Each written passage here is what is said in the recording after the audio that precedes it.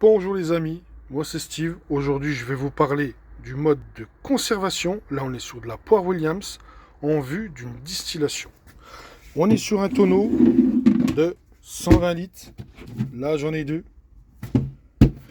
Qui est vendu généralement avec un cerclage ferraille.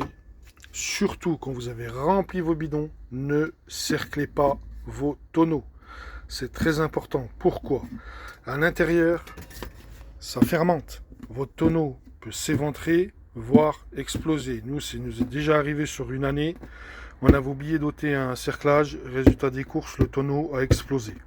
Voilà pour ce genre de tonneau. On est sur un tonneau de 120 litres qui va très bien pour remettre du fruit. Nous allons passer sur les tonneaux de 200 litres.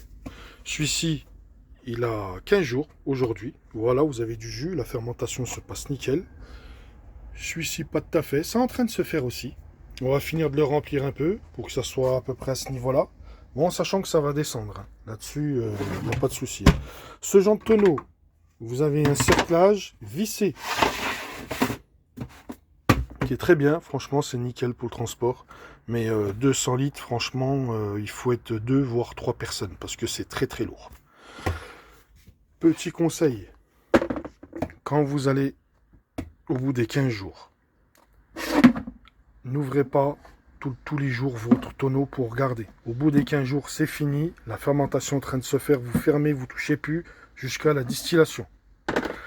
Si vous voulez remuer vos fruits, faites-le à la main ou alors avec un bout de bois. Ne le faites pas avec un outil de jardin. Vous allez oxyder vos fruits ou avec la perceuse ou je ne sais quoi.